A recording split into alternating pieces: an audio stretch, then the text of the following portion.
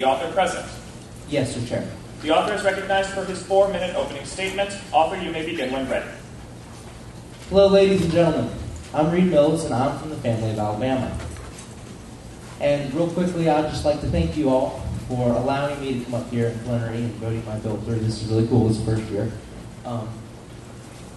But like I said before, I'm from Alabama. And in Alabama, some of you guys know that last year, we were hit with a very unfortunate series of circumstances as tornadoes at the University of Alabama, as well as all over the state. But I wrote this bill not just for those people, but for people all over the country. The people affected by the fires in Colorado, the mudslides in California, and hurricanes in the Gulf. See, it all came about when I was driving through Alabama, actually. I was going up to Nashville. And what happened is I was driving, and I noticed, look how weird outside, like a weird color. I didn't see any cars on the road at all. It was really kind of weird. I was kind of wondering what was going on. But I was listening to my satellite radio, Little Stephen's Underground Garage. You should listen to it. But I was listening to the radio, and I was sitting there, not really paying attention. But I look in my rearview mirror, and I see this cop, and he's booking like 140. I mean, he's moving. And he gets up behind me, flips on the lights, and I'm like freaking out, thinking I'm doing something wrong. He pulls me over. He doesn't even get out of the car. He just lowers down his driver's side window, and he starts yelling at me. What are you doing? Why are you on this road? And I'm so taken aback. Well, it turns out I was driving through a tornado warning watch area that was supposed to be cleared out. And I hadn't heard the warning because I was listening to my satellite radio. Well, I followed him, and he took me to the nearest place he deemed safe, and we sat in a KFC. And as I was sitting there, I was thinking, you know what, it's kind of scary. People don't really know. So that's why I wrote this bill. And basically what this bill does is it allows the government to do what it does on AM, FM, and satellite TV. It allows them, for a brief moment, to interrupt what's going on, to stop programming and say, hey, you, in this area, you need to look out. There's a problem. Because we deserve to know what's going on. If we decide that if we buy a Ford or we buy a Chevy, we both deserve to have airbags in them. Just because it's common that we would think that, well, if they put them on all the Fords, they put them on all the Chevys, why don't they have them? It seems like they put them on Cadillacs, since the government mandates for all these things, other ones. It just didn't make sense. Because we deserve to know, and we deserve to be safe. This bill is a little bit different than some of the other ones because its feasibility is strikingly easy. We can do it for around, I'd probably estimate, $40. We're adding a clause to the FCC broadcasting license allowing the federal government to do this. So, print off some new paper. We're also paying for the phone bill between federal government and Sirius XM, so we can call them and say, hey, we need you to stop this. And that's really it. Because the process that this is going to work, everything is already in place. We already do it on so many different scales. And for that reason, it's something that just makes sense. And when we save lives, it makes sense. Because people deserve to know. And people deserve to be safe. And so this is what this bill is for. And with that, I yield the remainder of my time to my closing statement. The author yields 12 seconds. The floor is now open for 4 minutes of non-debatable technical questions. The chair recognizes Britton, Fields, McCluskey, Harrison, Kitchens, Hagedis, Burbach, Edwards, Barberis, Canonico, Childs, Ahmed, Libson, McClure, Halligan, Hightower. Thank you. Britton family of Alabama. These radio broadcasts can be restricted to certain local areas, correct? Yes, they can be restricted to certain areas such as a county. Burbach, Georgia delegation, thank you, sir. Chair, I withdraw my question as that was it. Will Kitchens, Wisconsin. How many Americans subscribe to satellite radio? Due to the number of satellite radios that are automatically equipped on cars, that's a number that really isn't. Thank you. Next question, please. My name is Laura McClure, I am from Florida. Is satellite radio capable of transmitting a message to only a regional area? Yes. I'll explain that. Jane McCluskey, Republic of Texas. So would this apply to internet radio stations such as Pandora? No. Thank you. Babes from South Carolina. Delegate, will this proposal affect international broadcasts? No, not really. This will affect basically Sirius. Thank you. Next question, please. Thank you, sir. Chair Tim Hegedus, Delaware delegation. How many different companies supply satellite radio? Currently, there's Sirius XM is the world's leading provider. Thank you. Next question, please. Thank you, Chair. Ian Childs, North Carolina. Is current NWS radio broadcasting equipment capable of transmitting on the 2.3 gigahertz band?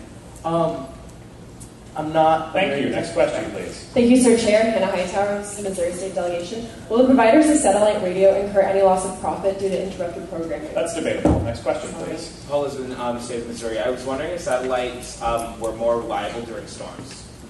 Satellite radio is. You might get the misconception with satellite TV and the fuzziness of it, but satellite radio is, yes. Thank you. Next question. Kimball Harrison, Georgia delegation.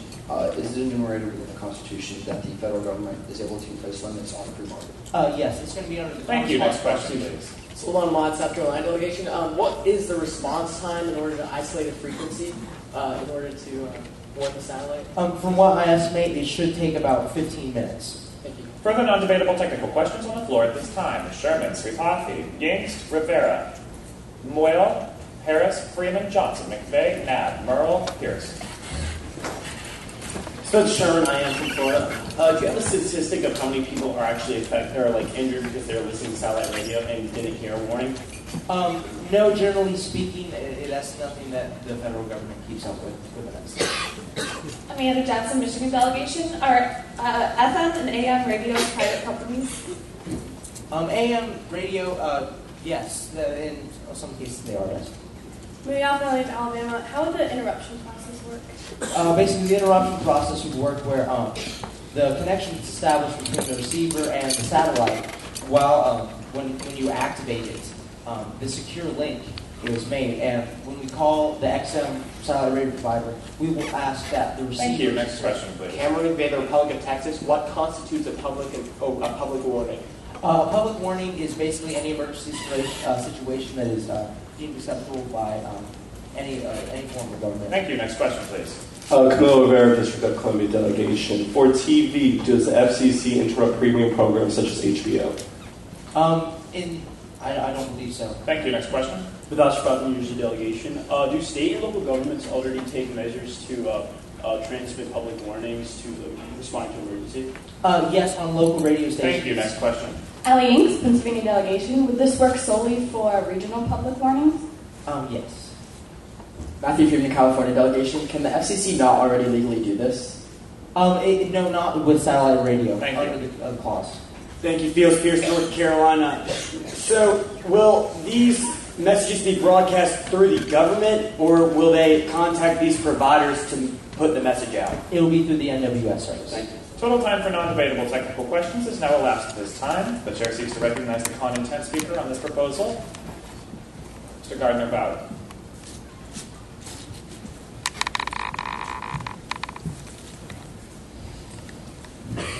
The delegate is recognized for his 3-minute opening statement. Delegate, you may begin when ready. Thank you, Sir Chair Austin Gardner, Delaware delegation. Now, while I applaud the author's intent, along with his desire to better safeguard the American people, I cannot support this proposal for one reason and one reason only. It is not technologically possible. The FCC currently has a program in place, the Emergency Alert System, that has its own specific channel on satellite radio. This allows individuals who are listening to the ESA station, along with those who are listening to traffic and weather stations within their respective jurisdiction, that there is an emergency. This is how the current program works, but the author desires for every station to have the ability to be alerted through the EAS, but sadly, this is not possible for 3 reasons. First, the satellite radio would have to be attached to a GPS system. Currently, not a single satellite radio uses any such system, and every attempt to create this type of a system has failed due to technical and fiscal impossibilities. Currently, there are 2 main satellites that are used well for satellite radio, one that covers the East Coast and one that covers the West Coast. In order to implement such a complicated system that would greatly surpass the mediocre 45 live traffic channels, where one channel alone covers the DC, Philly, and Baltimore area combined, would require a need of a multitude number of new satellites, which satellite companies cannot afford at this time. Second, the process in which EAS works with the traditional AM/FM radio The EAS signal is sent through a single radio tower with a set broadcasting distance in order to alert those who reside within the emergency area. With satellite radio, the signal, along with hundreds of others, are sent across half of the U.S. Third, the ghost limitations of the FCC's emergency alert system.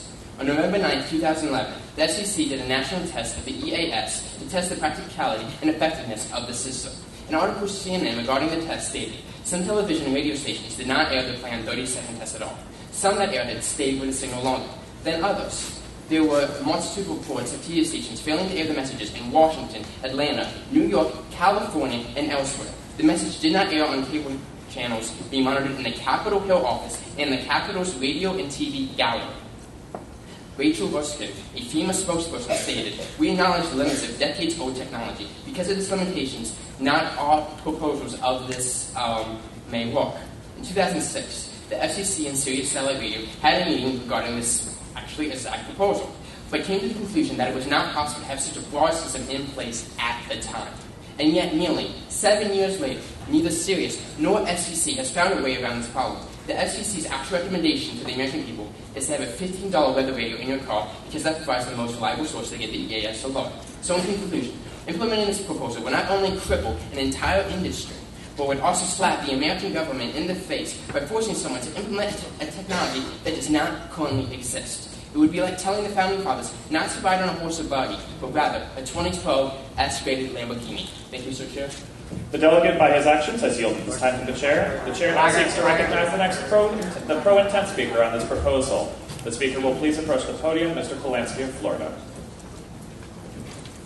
Delegates are kindly reminded that the use of electronics at the podium, with the exception of the author, is out of order during convo debate.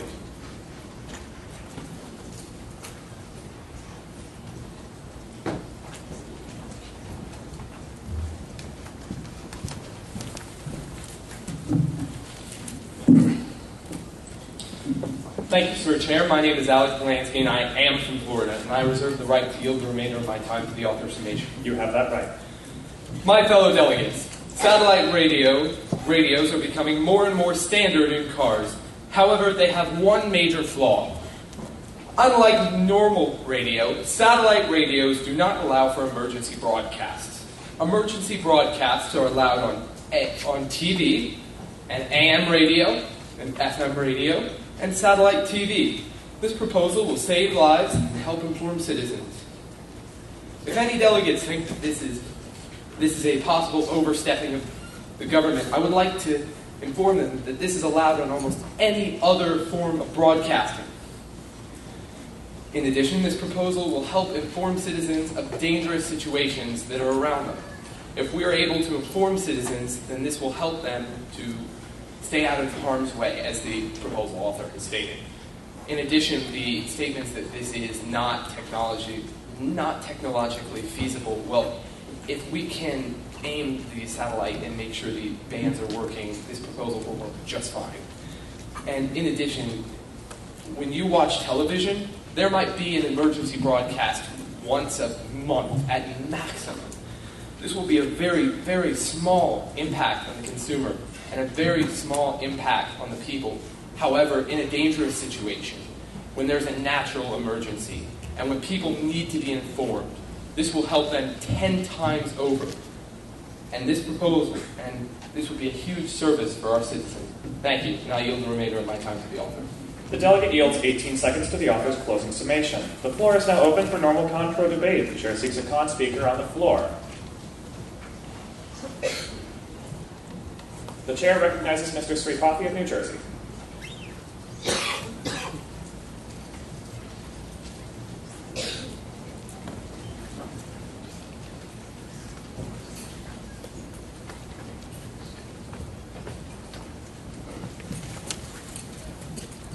Without Sripathi, New Jersey delegation, I reserve the right to yield the remainder of my time to a fellow delegate. That is your right, provided you state the delegate's name and delegation. Delegate McCluskey from Texas. That is your right. Okay. As I asked him during a technical question, I asked the author whether or not local governments and state governments already have measures in place to do this. The author responded yes, and for this reason, I think this proposal should not be passed. Basically, local governments do this already, as the author stated, because they're better equipped to react to every possible emergency, while the federal government will only respond to certain cases. For example, we talked about the Colorado fires. Yes, that is a very big deal, but because the Colorado, if like another fire was existing in another area, but wasn't as major as the Colorado fires, the federal government will have to respond to the Colorado fires. But at the same time, the other fire may be killing other people, and it's not going to be efficient enough to be maximizing its coverage of all emergencies. It's going to be only looking to certain cases and will be ignoring certain emergencies at the same time. It won't be efficient enough to maximize the process and will just be redundant, and it just oversteps and is a strenuous process that may prove to be counterproductive. And because of its lack of efficiency, it doesn't move to actually saving people, because at the same time, it will only be focusing on certain issues, while we need to focus on saving everyone's lives and focus on a process like using local governments and state governments to respond to every possible crisis, because that is what the best way to respond to emergency is to look to everyone and save everyone's lives. And for that, I yield the remainder of my time to the delegate from Texas. Thank you very much, Jay McCluskey from the Republic of Texas. First of all, as the previous delegate said, this proposal is just not possible because the technology does not exist to do so on a satellite scale. Also, when people buy satellite radio, a lot of times they buy it because they don't want commercials. They also don't want public service announcements. They want some peace in their lives. Also, in a recent study done through the Department of Transportation, it showed that more than 60% of drivers, when listening to music, will not listen to a public broadcast system. 60% of them or more will listen to MP3s, CDs, etc., a type of broadcast that the government can't get into because it's a pre-recorded issue. And so really, in the end, this proposal wouldn't affect that many people because statistically not that many people listen to the radio or satellite radio, well, more satellite radio in that poll, but because that's currently not under that jurisdiction. Thank you, Delegate. Your time to elapsed. The chair now seeks the pro speaker on this proposal. There's such a speaker on the floor.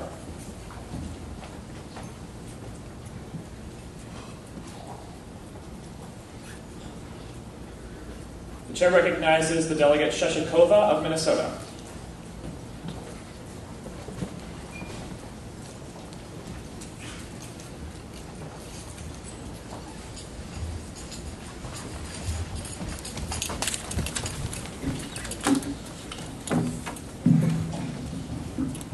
Sheshikova, Minnesota. Thank you, Sir Chair. I would like to reserve my right to yield the rest of my time to the delegate from Missouri.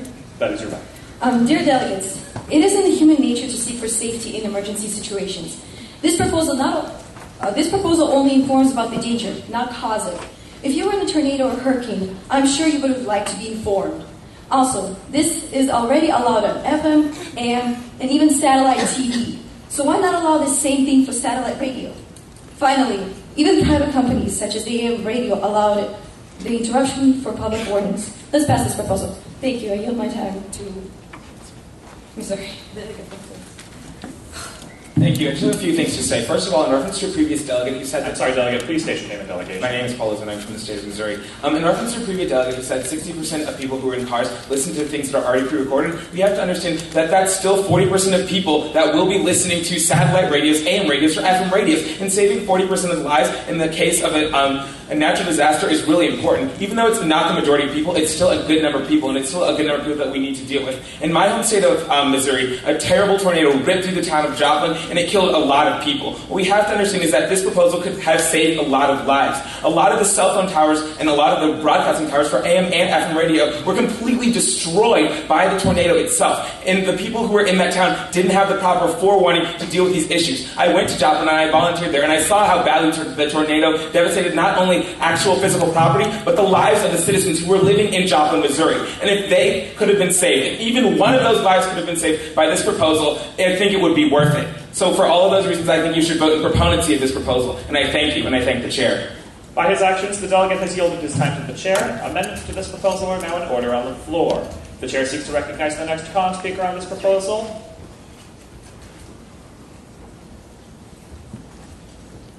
The chair recognizes McKean of North Carolina.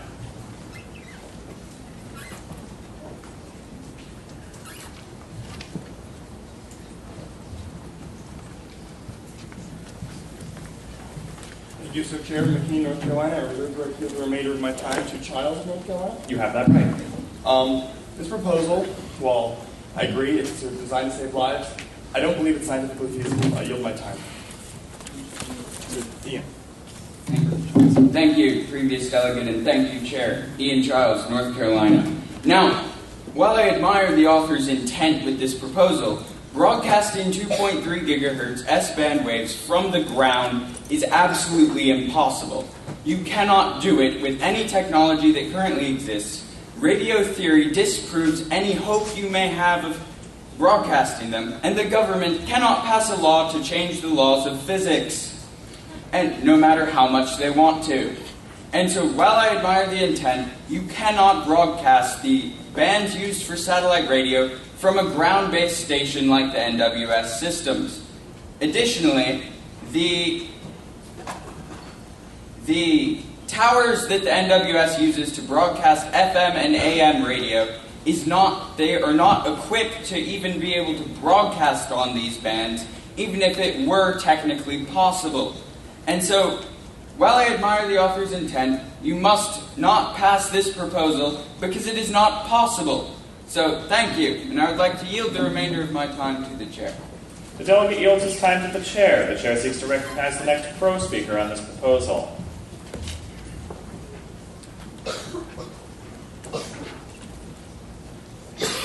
The delegate Sims of Alabama.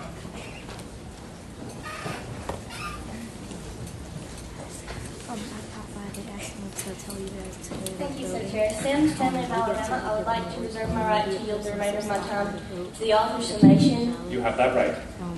And would the author please yield to a series of possible questions? Does the author yield? All right. The emergency channel on satellite radio, that doesn't interrupt regular programming, does it? No, it does not. And concerning regional broadcast, is there such thing already in place for things like time zones for someone who's DJing from New York, broadcasting to someone in Arizona? Currently, local broadcasting, you mean? Yes. Local broadcasting, as a previous delegate came up here and I said my technical questions, they do that. I was going to say they do that on the FM radio channel. They do it on locally based radio channels. And the reason why this is on a federal level is because under the Commerce Clause of the Constitution, the federal government has the right to regulate this interstate commerce, and therefore I feel that they should have the ability to do this. All right, and a previous delegate said that he thought that this should be left up to local to interrupt. Is it not in your proposal that the local government is the one who is calling the XM providers, and then they're carrying out the system from there? It's the local station, the local stations of the NOAA. Thank you, Delegate.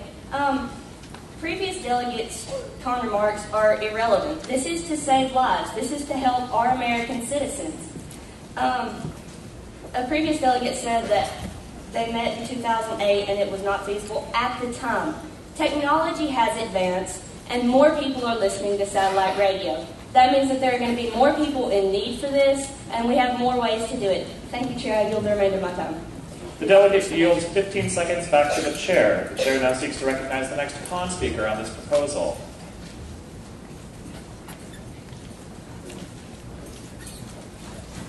The delegate Bonaro of Florida.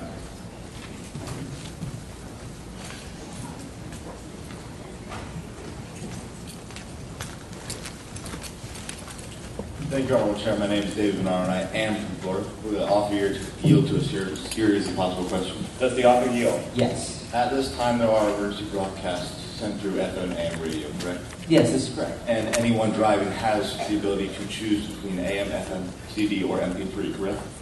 Yes, much like how you choose between a different car. Ladies and gentlemen, people have the choice. If 40% choose not to listen to a station that does not provide emergencies, it is their choice. They also have the choice to listen to a CD. Simply, there's no need for this because people will still choose not to listen to it. We're implementing things that are not only unfeasible by a technological basis, such as been stated numerous times. I agree, technology has advanced, but simply it hasn't advanced to the extent needed to do this proposal. As well, the author said it would only be $40 to implement this. If it were technically possible, we would redo all transmissions and all radio towers across the United States If $40 can fund that, I don't know what kind of $40 he's talking about, but I'd like some. I yield my time to the delegate. I'm sorry, Delegate, but you did not reserve that right. You have yielded your time to the chair. The chair now seeks to recognize the final pro speaker on this proposal.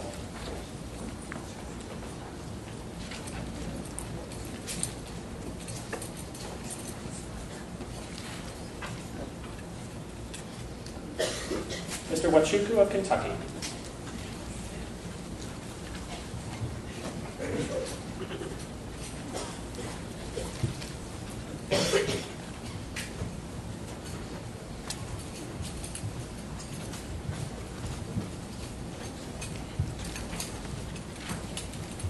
Timothy Wachuku from the Commonwealth of Kentucky. Thank you, Sir Chair.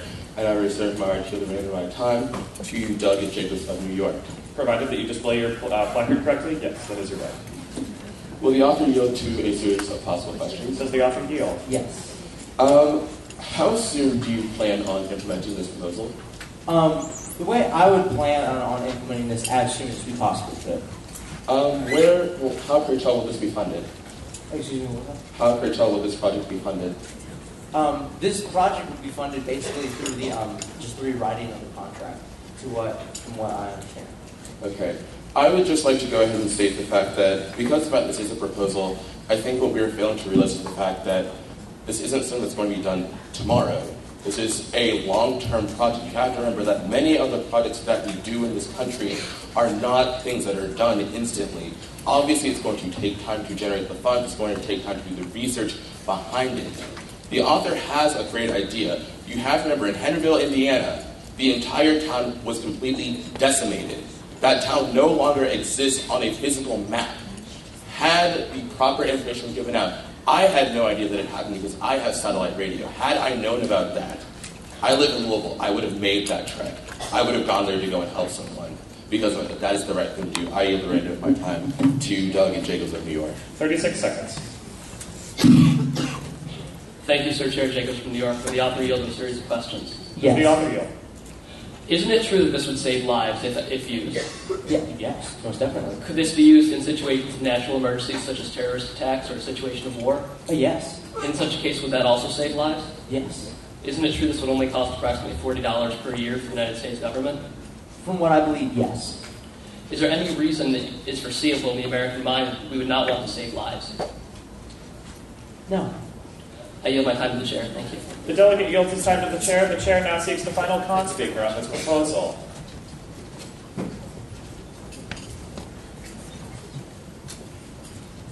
The delegate McCrae of the state of Delaware.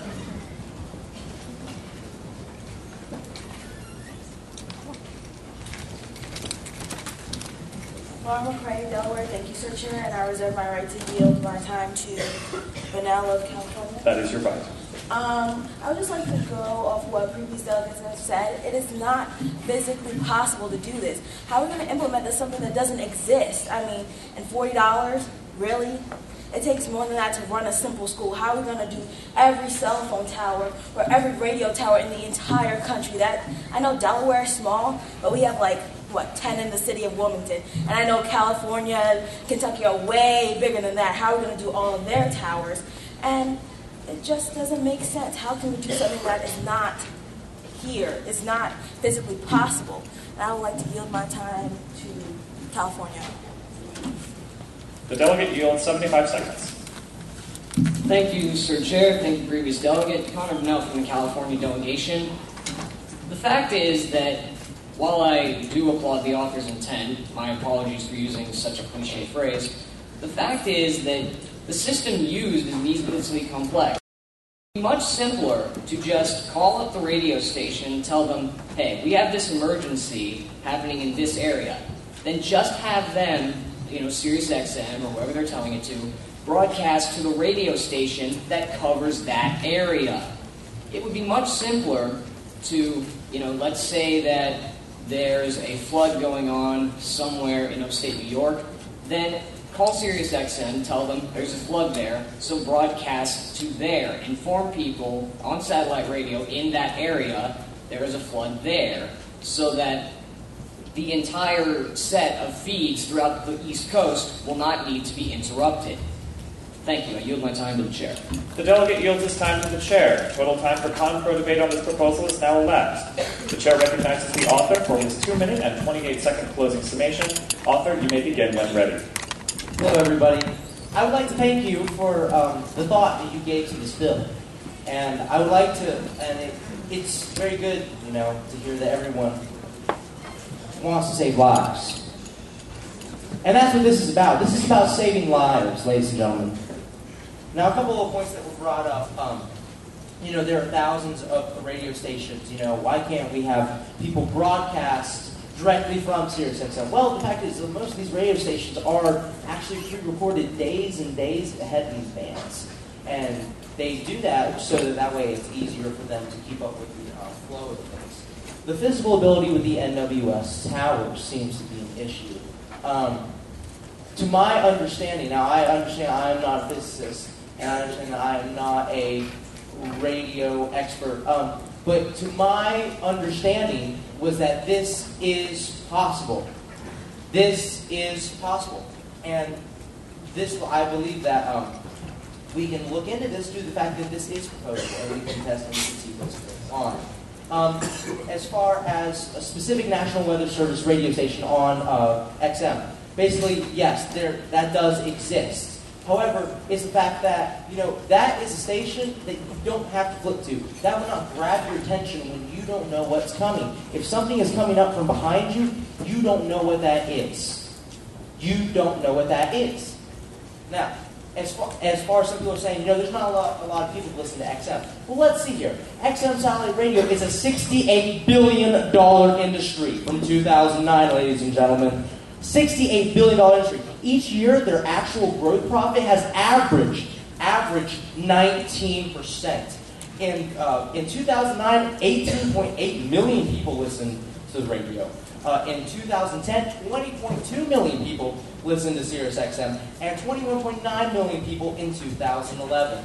Ladies and gentlemen, if you think that isn't enough people that deserve to know what's going on and deserve to have the right to understand what could possibly happen to them and have their lives be saved, ladies and gentlemen, that is hopeless. That is hopeless. There are many stations on satellite radio, and ladies and gentlemen, I just hope that I implore you, vote to save lives. Vote for the fact that this can save lives, and let's make progress so we don't have things like the tornadoes, the fires, the mudslides. Thank you, Delegate. Your time has elapsed. The question before this plenary session is whether proposal number 63 does pass. All those in favor of proposal number 63, please